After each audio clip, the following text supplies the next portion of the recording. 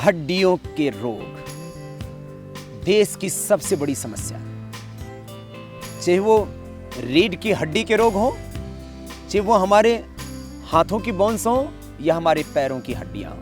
और ये bone disorders इस कदर बढ़ रहे हैं, मैंने देखा है प्रैक्टिकली करीब 80% लोगों को यह हड्डियों की समस्या है। जो 80% लोगों की देश की समस्या, उसके ऊपर किसी का ध्यान नहीं है। चाहे आपको नीचे दर्द हो, L4-5 में प्रॉब्लम हो, या आपको सर्वाइकल स्पॉन्डिलाइटिस की प्रॉब्लम हो, या आपको स्लिप डिस्क हो, या आपको सियाटिका हो, या आपको एंक्लोजिंग स्पॉन्डिलाइटिस पेन हो, या आपको जो है कोहनी के अंदर दर्द हो, या आपको जो है आपके जॉइंट्स में पेन हो, या आपको जो है कि कार्टिलेज डैमेज हो गए, या आपके जो है लिगामेंट्स टेढ़े हो गए हैं, या आपको जो है ऑस्टियोपोरोसिस हो गया है, यूरिक एसिड बढ़ गया, आर फैक्टर पॉजिटिव हो गया, ऑस्टियोआर्थराइटिस हो गया, गाउट हो गया, कोई भी प्रॉब्लम है ना आपको, सबके सब ये हमारे डिसऑर्डर्स हैं बोन्स के। इन बोन्स के डिसऑर्डर्स को अब कैसे अच्छा करें?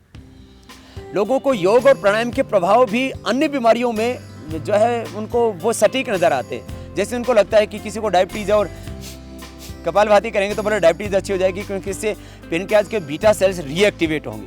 लेकिन उसको मैं कहूँ कि प्राणायाम करो हड्डियां ठीक हो जाएंगी, समझ में नहीं आता। आज वो समझ में आएगा, क्योंकि हम आपको पहले ये बताएंगे कि आखिर ये हड्डियों के डिसऑर्डर्स हो क्यों रहे हैं। हड्डियों के डिसऑर्डर्स में एक बड़ा कारण है हमारे मसल्स का वीक होना। हड्डियों के डिसऑर्डर्स में एक बहुत बड़ा कारण है कैल्शियम का पूरा एब्जॉर्प्शन नहीं होना।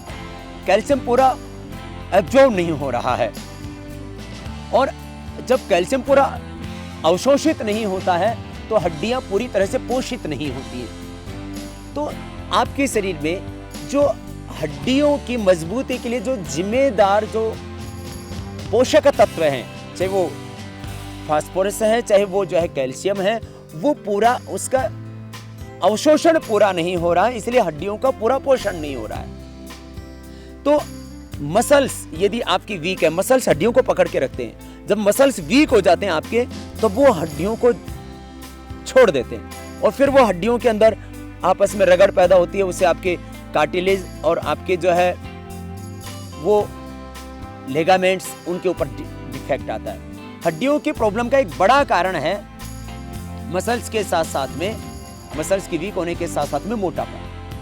यदि आपका 1 किलो वजन ज्यादा है तो 3 किलो का प्रेशर आपके घुटनों पर आता है। यदि आपका 1 किलो वजन जाता है तो 6 किलो का प्रेशर आपके हिप जॉइंट पर आता है। आपने देखा होगा आजकल, पहले लोग घुटने ही चेंज करा रहे थे, आज हिप जॉइंट चेंज कराने वालों की संख्या बहुत बड़ी हो गई, और उसका कारण है ओवरवेट। ओबेसिटी अपने आप में तो एक बीमारी है ही, अपने आप में तो हमें हमारी जिंदगी को बोझिल करती ही है। ओबेसिटी हार्ट की प्रॉब्लम का एक बड़ा कारण है, ओबेसिटी डायबिटीज का बड़ा कारण है, ओबेसिटी हाइपरटेंशन का बड़ा कारण है, ओबेसिटी कैंसर का एक बड़ा कारण है, और बहुत बड़ा कारण है वो अर्थराइटिस का। देखो, आपका वजन जितनी आपकी हाइट है उतना इंच होना चाहिए। माना कि आपकी हाइट 5 फीट 5 इंच है, किसी की 5 फीट 5 इंच, किसी की 5 फीट 7 इंच, लेडीज की अक्सर 5 ही फीट पर सिमट जाती है। यदि आपकी हाइट 5 फीट है तो आपका वजन 60 किलो से ज्यादा नहीं होना चाहिए। जितनी इंच हाइट उतना ही वेट, सीधा सा फार्मूला।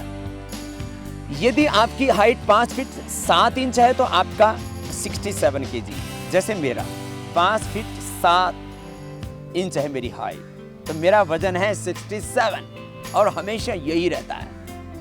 यदि आपका वेट है 65 किलो और आपकी हाइट है जो है 65 इंच, तो आप फिट है।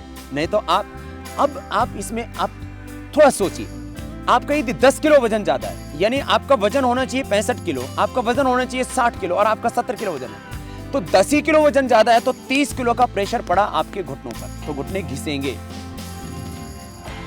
इसके लिगामेंट्स टेढ़े मेढ़े होंगे, इसका जो है कार्टिलेज घिसेंगे, इसके जो है हड्डियां घिसेंगी, तो डॉक्टर बोलेगा कि अब इसको रिप्लेस करा दो, और उसके बाद आपको व्हील चेयर पर आना पड़ेगा। यदि आपका 10 किलो वजन ज्यादा है तो 60 किलो का प्रेशर पड़ रहा है आपके हिप जॉइंट पर, और यदि आपका 20 किलो वजन ज्यादा है, आपका वजन होना चाहिए 60 और हो गया आपका 80, तो आपका 60 किलो का वजन आपके नी जॉइंट पर और जो है 120 किलो का वजन आपके हिप जॉइंट पर ज्यादा आ रहा है, ये आपके लिए बड़ा खतरनाक हो रहा है। तो हड्डियों के रोग का एक बड़ा कारण मोटापा और हड्डियां बनना और हड्डियों के पुराने सेल्स का खत्म होना। यह हड्डियों का जो मेटाबॉलिज्म है ये चलता ऑस्टोब्लास्ट और ऑस्टोक्लास्ट सेल्स के कारण से। ऑस्टोब्लास्ट सेल्स हड्डियों के नए सेल बनाते हैं। 10% हमारे हड्डियों का हिस्सा, हड्डियों में दो सेल होते हैं, एक हमारे जो है डेड सेल होते हैं जो हार्ड हड्डियां होती हैं, इनके अंदर जो हमारा बोन मेरो होता है वहां पर 10% हमारी हड्डियां हर पल बदल रही होती हैं। तो ये जो ऑस्टोब्लास्ट जो सेल हड्डियों को बनाते हैं, ऑस्टोक्लास्ट जो पुराने सेल्स को खत्म करते हैं, ऑस्टोब्लास्ट और ऑस्टोक्लास्ट सेल्स इनमें कहीं ना कहीं इंबैलेंस आ गया है।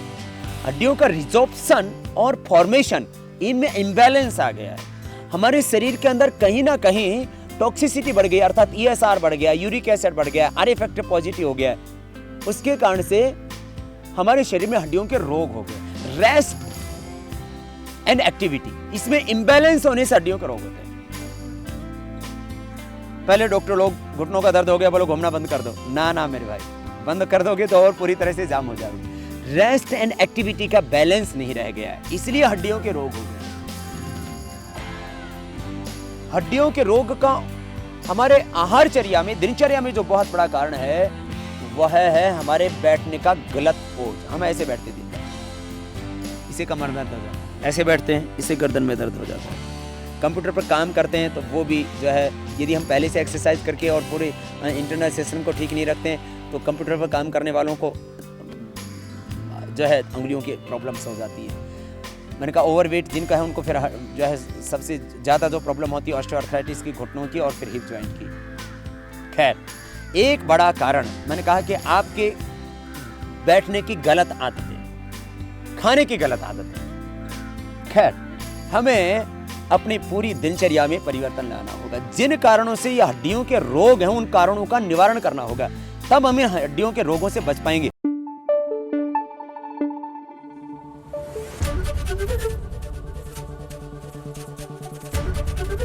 एबीपी न्यूज आपको रखे आगे।